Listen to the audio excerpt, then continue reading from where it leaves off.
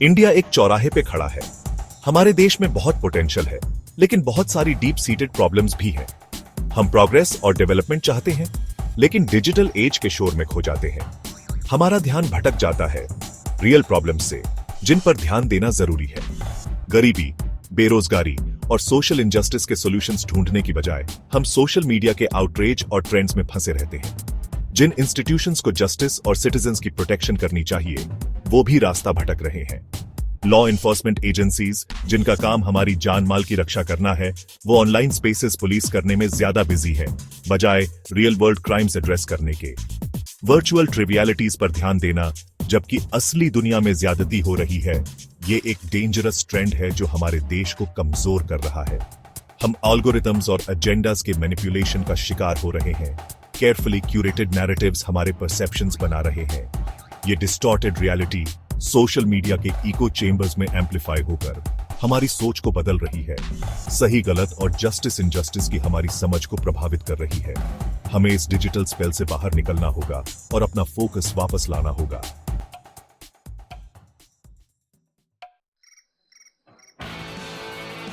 Social media अपने सारे benefits के बावजूद एक डेंजरस फिनोमिनन का अड्डा बन गया है, जस्टिस का इल्यूजन।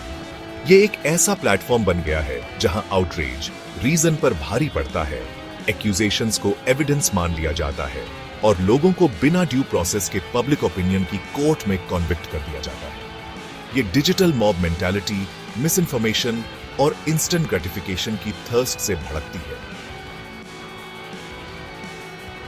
लॉ एनफोर्समेंट एजेंसीज इस डेंजरस ट्रेंड का विरोध करने की बजाय इसमें बह जाते हैं।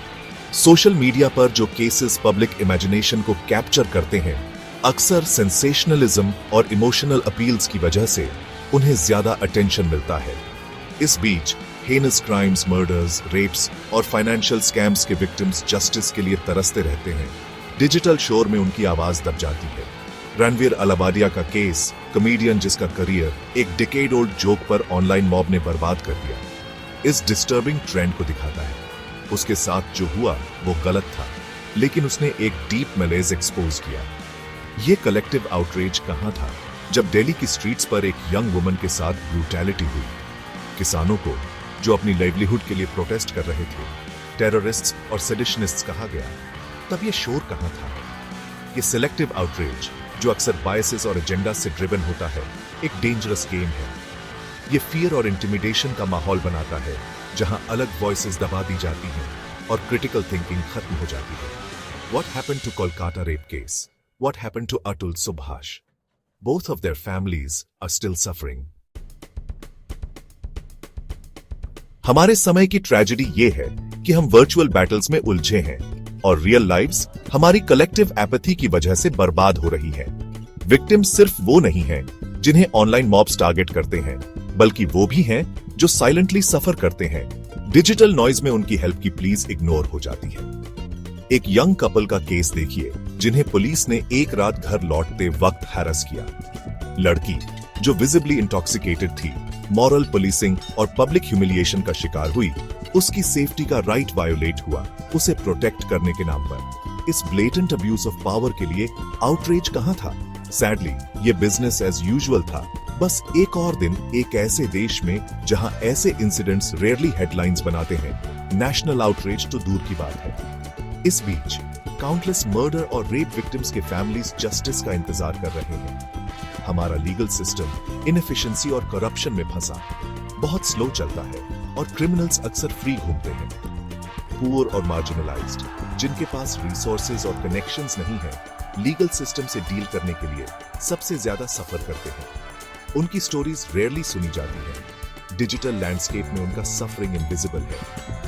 वर्चुअल वर्ल्ड और मिलियंस ऑफ इंडियंस की हार्श रियलिटीज के बीच का ये डिस्कनेक्ट हमारे कलेक्टिव कॉन्शियंस पर एक दाग है। हम ऑनलाइन डिस्ट्रैक्शंस के कांस्टेंट बाराज से नम नहीं हो सकते। हमें याद रखना चाहिए कि ट्रू प्रोग्रेस तभी पॉसिबल है जब हम सभी सिटीजन्स की वेल बीइंग को प्रायोरिटाइज करेंगे, सिर्फ उन लोगों की नहीं जो सोशल मीडिया पर ट्रेंड करते हैं।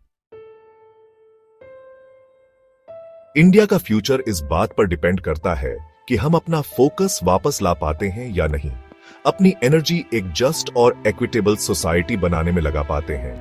इसके लिए कॉन्शियसली डिजिटल वर्ल्ड के मैन्युफैक्चर्ड आउटरेज और फ्लीटिंग ट्रेंड्स से आगे देखना होगा और रियल इश्यूज पर ध्यान देना होगा।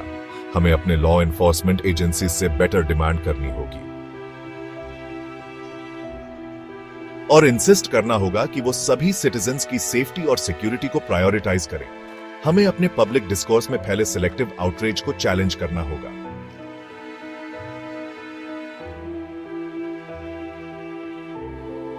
हम क्रिटिकली सोचने, नैरेटिव्स को क्वेश्चन करने और पावर में बैठे लोगों से अकाउंटेबिलिटी डिमांड करने की जिम्मेदारी किसी और को नहीं दे सकते। हमें एल्गोरिथम्स के विम्स या हमें डिवाइड और डिस्ट्रैक्ट करने वालों के मैनिपुलेशन से इन्फ्लुएंस नहीं होना चाहिए। बेटर इंडिया की जर्नी के लिए हमारी एक्टिव पार्टिसिपेशन, ट्रूथ और जस्टिस के लिए अनवेवरिंग कमिटमेंट और डिजिटल स्मोक एंड मिरर्स से आगे देखने की विलिंगनेस जरूरी है। Changes do not come with government policies. Policies only provide base. Changes comes with the system and citizens thinking. It's time to take action.